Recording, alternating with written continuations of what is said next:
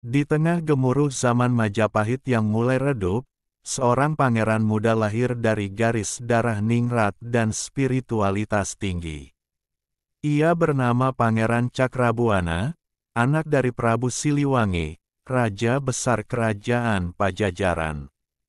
Namun berbeda dari kebanyakan bangsawan lain, ia memilih jalan yang menggabungkan kedikdayaan leluhur dengan cahaya Islam yang tengah bersinar di Nusantara. Sejak kecil, Pangeran Cakrabuana tumbuh dengan bimbingan ayahandanya, namun hatinya tertarik pada ajaran para wali yang datang dari pesisir utara. Ia sering mendengar kisah-kisah Sunan Gunung Jati yang menyebarkan Islam dengan penuh hikmah dan kelembutan. Rasa haus akan pengetahuan dan kebenaran membuatnya berani bertanya, menantang adat, dan mempelajari hal-hal baru. Kerajaan Pajajaran saat itu masih menganut kepercayaan Sunda Wiwitan dan Hindu-Buddha. Maka keputusan Cakrabuana untuk memeluk Islam adalah pilihan besar yang akan mengubah sejarah. Ia sadar, hidupnya tidak bisa sekadar menjadi pewaris tahta, ia ingin menjadi pembawa perubahan, pemimpin yang membawa rakyat pada kebenaran yang diyakininya. Pilihan Cakrabuana untuk meninggalkan istana bukan sekadar pelarian, melainkan bentuk tanggung jawab spiritual. Ia menuju Cirebon, sebuah wilayah kecil di pesisir utara Jawa Barat, yang waktu itu masih berupa kampung nelayan dan rawa-rawa. Di sanalah ia mulai membangun peradaban baru, yang berlandaskan Islam dan budaya luhur.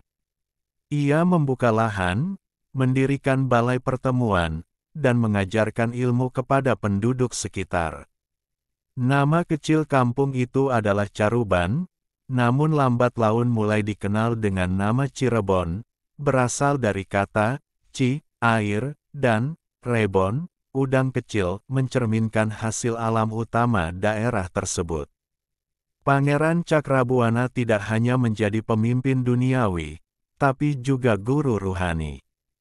Kehadirannya disambut hangat oleh masyarakat, sebab ia tidak membawa pedang, melainkan ilmu dan keteladanan. Ia menyatu dengan rakyat, bekerja bersama, membangun sawah dan irigasi, serta mengajarkan sholat dan adab. Bukan hanya jasadnya yang tinggal di tanah itu, tapi juga cita-cita besarnya, menjadikan Cirebon sebagai pusat dakwah dan peradaban. Di Cirebon, Pangeran Cakrabuana membangun Keraton Pakungwati, pusat pemerintahan dan dakwah yang pertama. Nama Pakungwati diambil dari nama putri kesayangannya, yang kelak menjadi ibu dari Sunan Gunung Jati, cucu Pangeran Cakrabuana dan tokoh sentral Wali Songo. Dengan keraton itu, ia bukan hanya membangun tembok, tapi juga peradaban yang berbasis moral dan keimanan. Ia menyusun pemerintahan yang adil, memberdayakan rakyat kecil, dan membentuk sistem perdagangan yang jujur. Karena letak strategis Cirebon, pelabuhannya mulai ramai didatangi pedagang dari Arab, Gujarat, Tiongkok, dan Nusantara. Pangeran Cakrabuana menerima mereka dengan tangan terbuka, selama mereka membawa damai dan tidak menjajah. Dalam waktu singkat, Cirebon berubah dari kampung terpencil menjadi kota dagang dan pusat ilmu.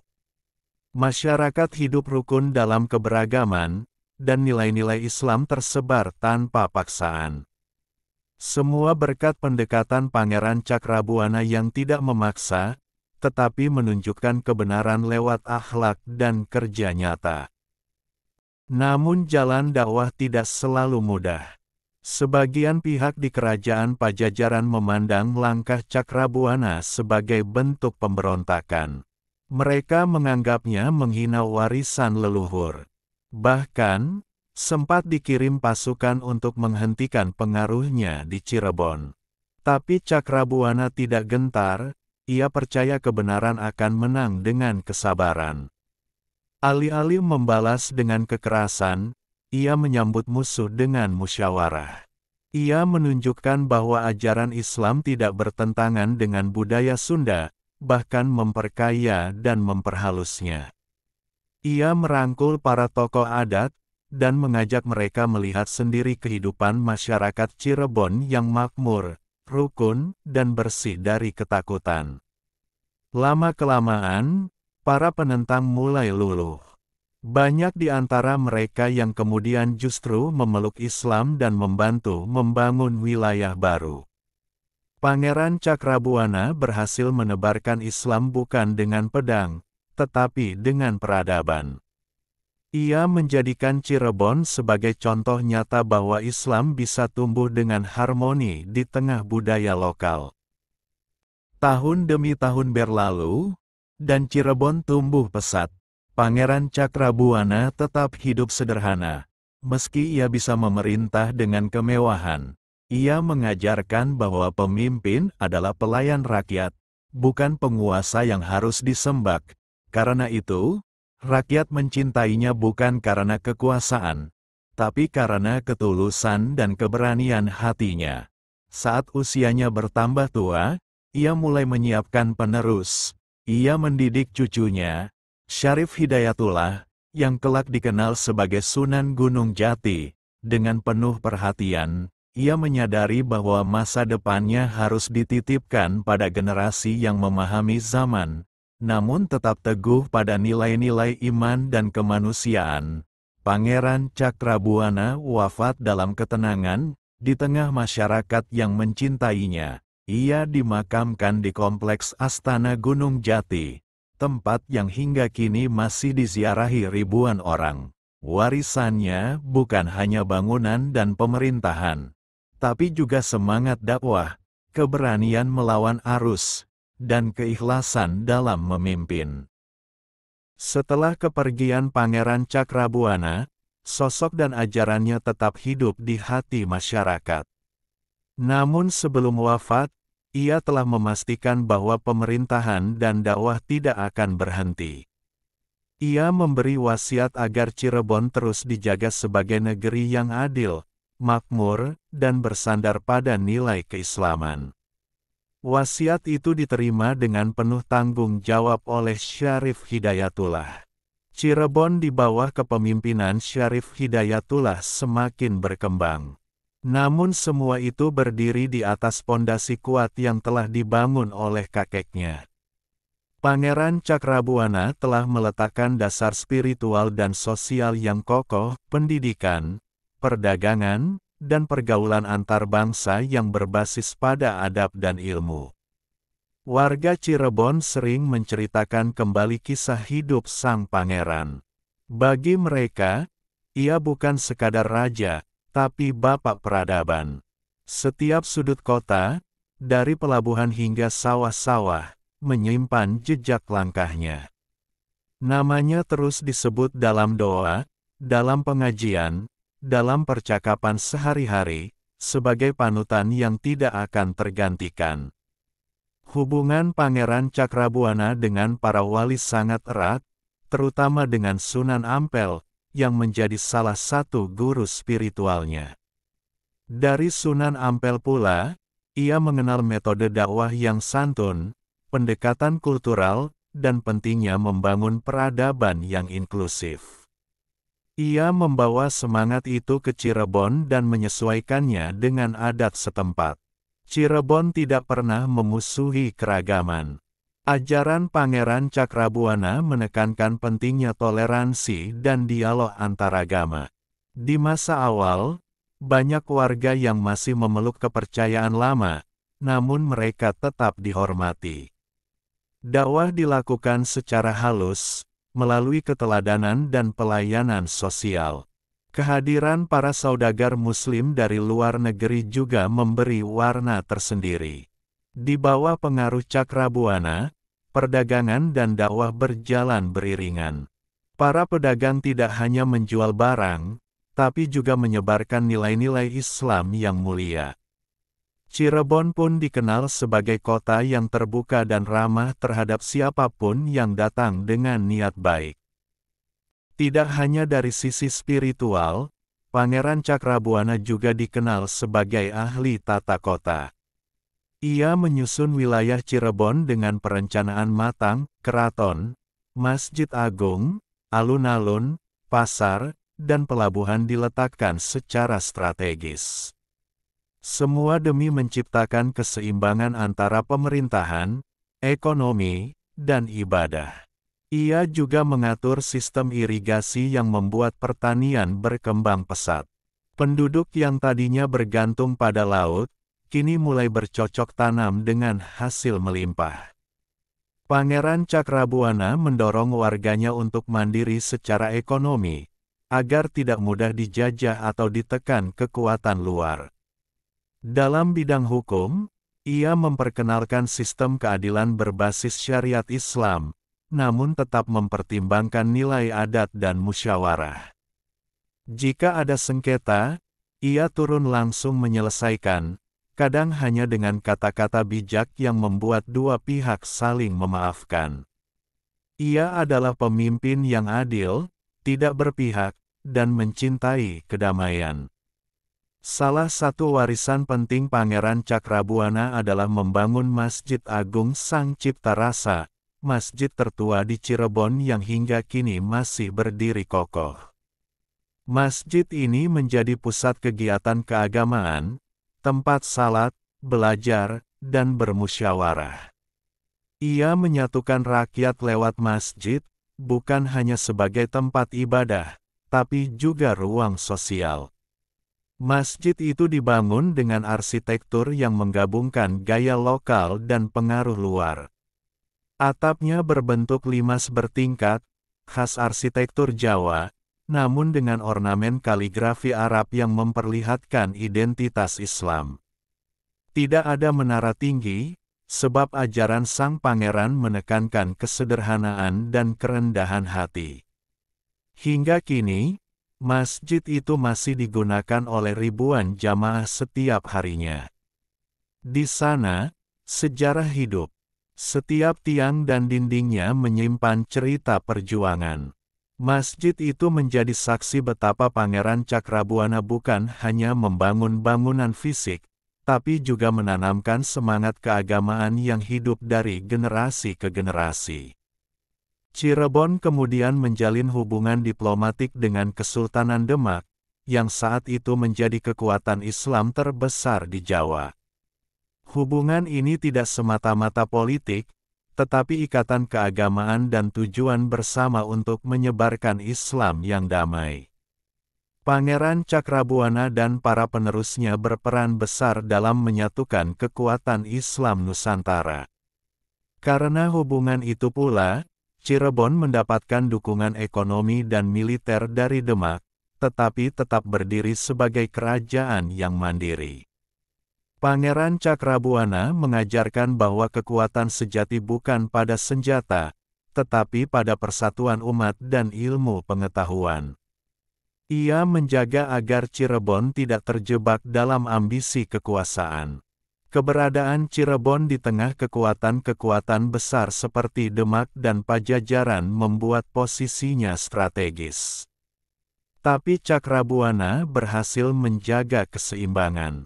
Ia tidak berpihak secara membabi buta, melainkan memilih jalan diplomasi dan kebijaksanaan. Inilah yang membuat Cirebon terus eksis tanpa terlibat dalam banyak perang saudara. Di masa senjanya, Pangeran Cakrabuana lebih banyak menghabiskan waktu untuk mengajar dan membimbing para pemuda. Ia menyadari, kekuatan Cirebon ke depan akan bergantung pada generasi baru yang paham agama, terampil, dan memiliki jiwa kepemimpinan. Maka, ia membangun pesantren-pesantren kecil di sekitar keraton sebagai pusat pendidikan.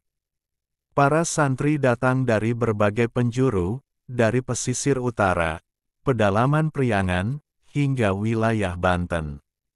Di pesantren itu, mereka tidak hanya belajar mengaji, tetapi juga berdiskusi soal politik, pertanian, perdagangan, dan akhlak. Cakrabuana yakin, Islam yang kuat bukan hanya di masjid, tapi juga di ladang, pasar, dan medan kehidupan. Ia menulis beberapa catatan tentang kepemimpinan, hukum adat yang Islami, serta tata kelola desa dan kota. Meski tidak seluruhnya terdokumentasikan secara tertulis, banyak di antaranya diteruskan secara lisan oleh para muridnya. Nilai-nilai ini kemudian menjadi dasar karakter masyarakat Cirebon yang religius, ramah, dan ulet. Meskipun kesehatannya mulai melemah, Pangeran Cakrabuana tetap menyempatkan diri memimpin salat Jumat di Masjid Agung. Langkahnya mungkin tidak lagi sekuat dulu, tapi suara dan wibawanya tetap bergetar dalam jiwa rakyat. Setiap khutbah yang ia sampaikan selalu membekas dalam hati jamaah, penuh makna dan keteguhan iman. Suatu hari, dalam khutbah terakhirnya, ia menyampaikan pesan, "Jangan pernah kau jadikan Cirebon sebagai tempat rebutan kekuasaan. Jadikanlah ia tempat di mana ilmu tumbuh, agama tegak, dan rakyat damai." Ucapan itu menjadi wasiat terakhir yang terus dikenang para penerusnya, bahkan hingga berabad-abad kemudian. Setelah itu, ia lebih banyak berdiam di paviliun kecil di taman belakang keraton, menghabiskan waktu dengan bersikir dan menulis. Ia menolak pengobatan berlebihan dan berkata bahwa dirinya hanya ingin pulang dalam keadaan suci. Ia memilih jalan khusyuk, tak lagi mencari gelar duniawi, sebab baginya tugas telah selesai. Ketika wafatnya tiba, seluruh Cirebon berduka. Lautan manusia mengiringi jenazah sang pangeran menuju tempat peristirahatan terakhirnya di Gunung Jati. Para wali, pemimpin, rakyat kecil, hingga saudagar dari negeri jauh berkumpul memberi penghormatan. Cirebon seperti kehilangan jantungnya, tetapi tidak kehilangan rohnya. Pemakaman dilakukan dengan sangat hikmat. Para ulama memimpin doa dan tahlil, sementara rakyat menangis dalam diam. Tak ada tangisan histeris, hanya isak yang tenang, karena semua tahu, Pangeran Cakrabuana bukan benar-benar pergi. Ia hidup dalam ajarannya, dalam bangunan kota, dan dalam jiwa masyarakatnya. Makamnya kini menjadi salah satu tempat ziarah penting di Jawa Barat.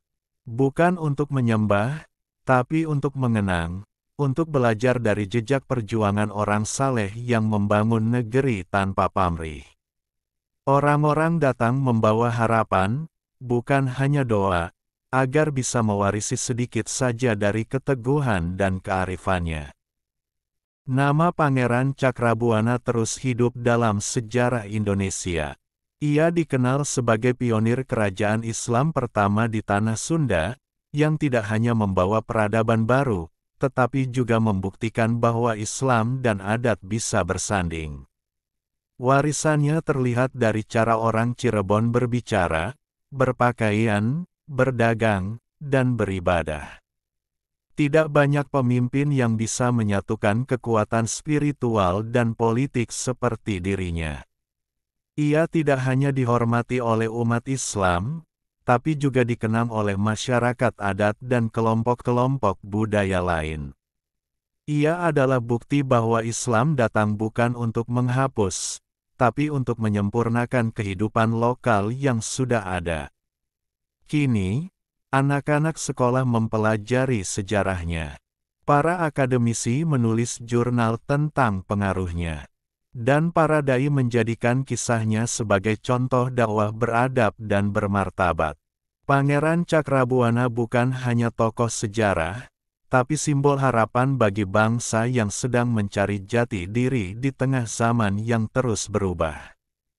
Kisah tentang Pangeran Cakrabuana dari Cirebon bukan sekadar cerita lama, melainkan sumber inspirasi tak lekang waktu. Ia hadir sebagai sosok nyata yang memadukan iman dan akal, kekuasaan dan kasih sayang, keberanian dan kebijaksanaan. Dalam diamnya, Ia terus mengajarkan bahwa kepemimpinan sejati lahir dari ketulusan, bukan ambisi. Cirebon yang kita kenal hari ini adalah cermin dari tekad dan kerja kerasnya. Sebuah kota pesisir yang lahir dari semangat dakwah, disusun dengan perencanaan agung, dan dibentuk melalui kasih pada rakyatnya. Tak heran bila namanya disebut dalam doa-doa panjang, dalam nyanyian sejarah, dan dalam hati setiap anak bangsa yang mencintai tanah airnya. Semoga kisah ini tak hanya menjadi lembaran bacaan, tapi suluh yang menyalakan semangat untuk membangun negeri, dengan ilmu, iman, dan keberanian seperti yang telah diajarkan oleh Sang Pangeran, Pangeran Cakrabuana dari Cirebon.